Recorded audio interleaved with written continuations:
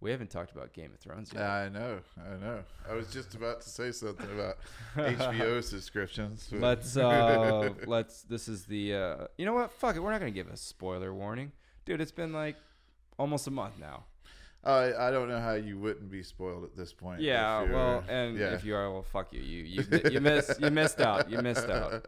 But so, what were your final thoughts? I think that the writers went completely absent in season 8. The final season was 8. Yeah. I mean, it wasn't terrible, but it felt very rushed, you know? Yeah.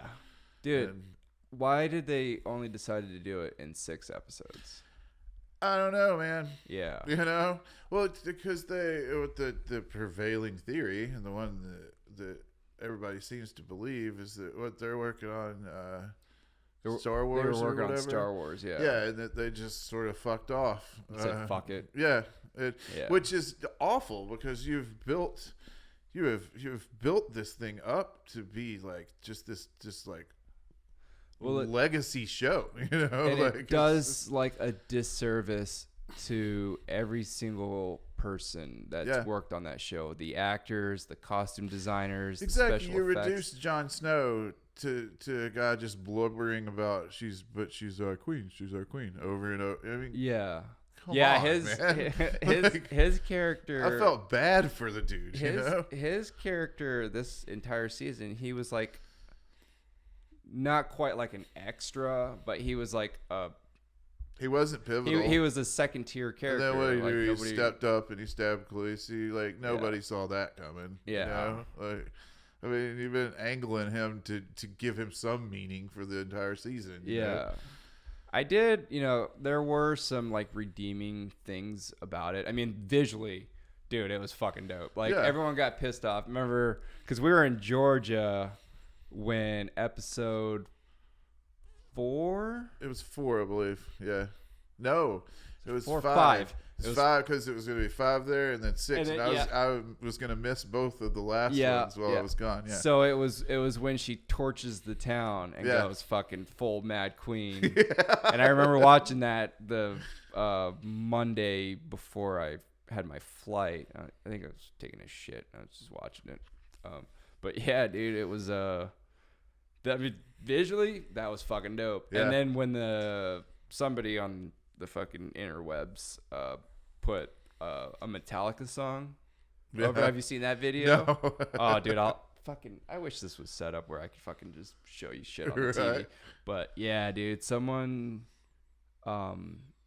did it to the soundtrack of For Whom the Bell Tolls. Oh yeah. And it was fucking perfect. And it was fucking awesome. And it was just like, all right, this is cool, but taken out of context where like I think they should have did the last season at least 2 more episodes. 10 would have been perfect at least, to develop that arc, because I wasn't even mad that she went full Mad Queen. I kind of expected it.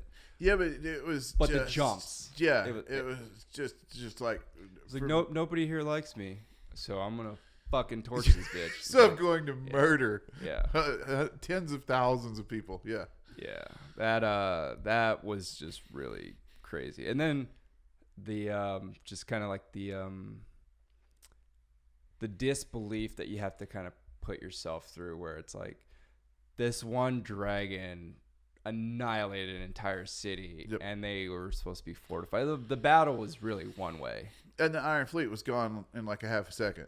Yeah, and then the Golden Army was gone in like fucking just as much time, where it was just like, wait, they built these dudes up. Like, these guys were supposed to be badass. They even were like, hey, like your army. How about that? Like, they just fought all the White Walkers. Mm-hmm. You pretty much saw the Dothraki get fucking extinguished. Yeah. And then except for the 2,000 or 3,000 that were left by the time that they got down to the and then they sacked King's Landing, and then when she was giving her fucking Nazi Dothraki speech, right there at the end, like, you were like, wait, there's a shit ton of Dothraki. Tons like, what's of going Dothraki. on? What's going on? And it just like they did a real disservice to that because I thought that was a really good scene when the Dothraki rushed off in, and then you started seeing their torches because you get pumped up. You know? Yeah, when the red bitch fucking lights up there, you get pumped. And then they come running back, you know. And I thought that was a killer scene. Yeah, when they would just get extinguished, like it was like blowing out candles. Yeah, and you're just like, oh shit.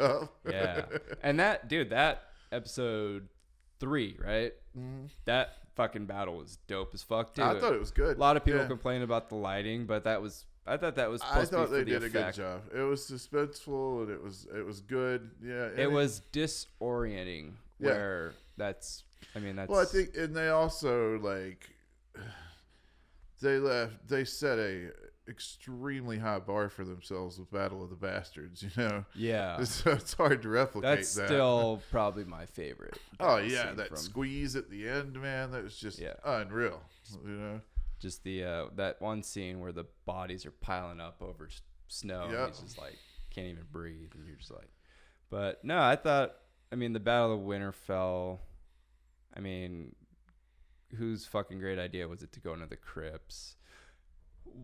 I think my biggest complaint from that episode was that nobody really significant died. I wasn't really that mad about them going into the crypts because I figured they have gone underground in other episodes before for the women and children or whatever. Yeah, but the dude raises the dead. and I that was my bad because I didn't even think about that until the end of the episode. You know, whenever they actually started coming out of the tombs. But you know what's interesting? I was like, oh yeah, they were busting out of those fucking stone crypts. But remember last season when they finally captured one of those things and they took it down? Yeah. To show Cersei, and it was just contained in a wooden box. Right. And that. Like, they fucking went through all that trouble and gave fucking homeboy a dragon to fucking have. And that was kind of the plot story. It was just like, wait, what? Why did they even have to go that? Because Cersei didn't even give a fuck. Like, that was... I don't know, man. The everyone's complaining about the writing. And it straight up was just fucking lazy. Like, the whole... Jaime Lannister arc was fucking weird. Like, why did they put him even have the scene with Brienne? Was it just because everyone wanted to see Brienne get laid before the end of the show? I thought for sure she was gonna die.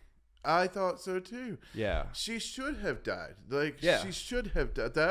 I agree. That would have done her character service. You know, I think she should have died. I do like her ending. How she's like the fucking head honcho for the the King's Guard.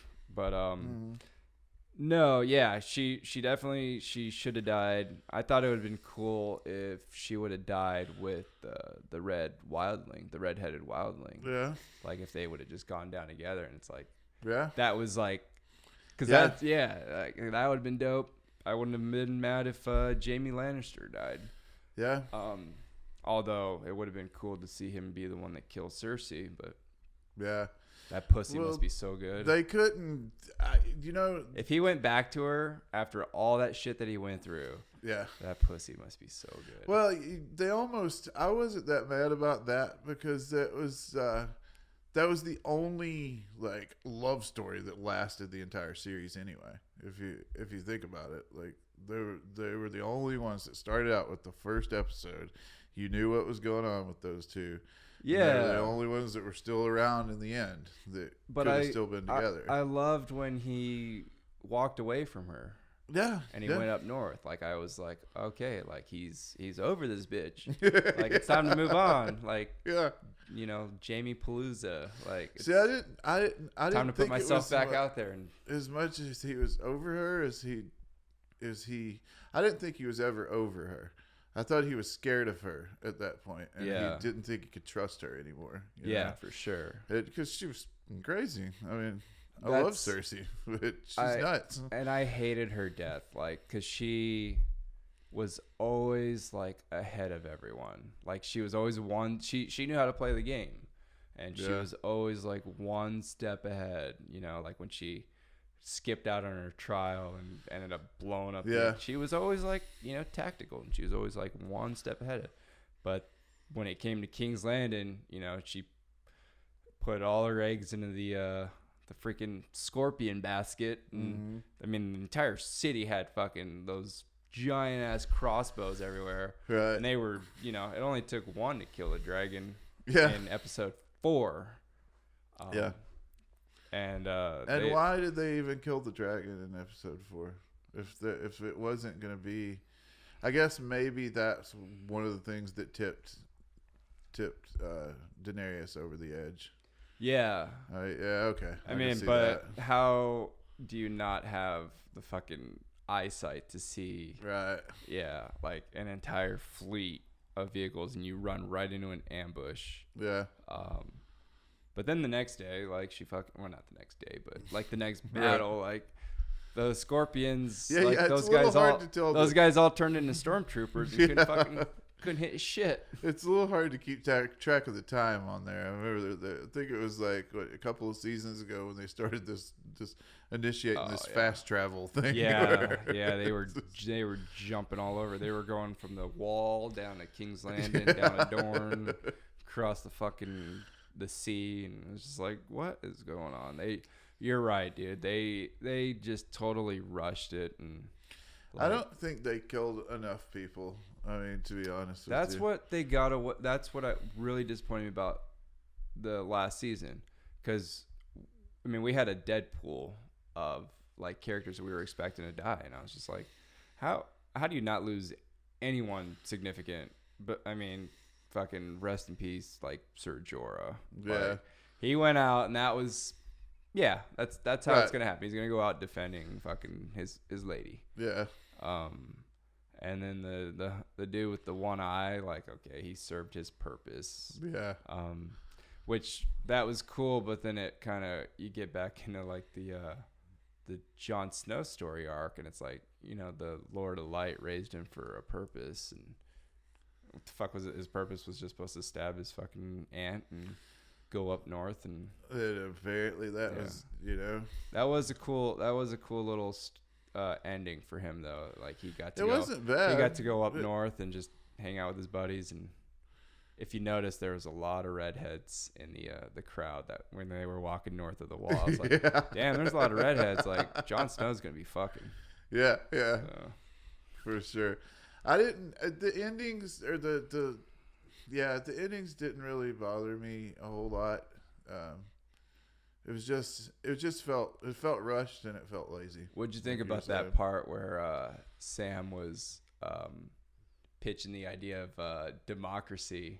Yeah, that was pretty. And everybody was just like, "Shut the That was pretty spot on. I was just like, "Wow, they just got meta. They just got meta real quick."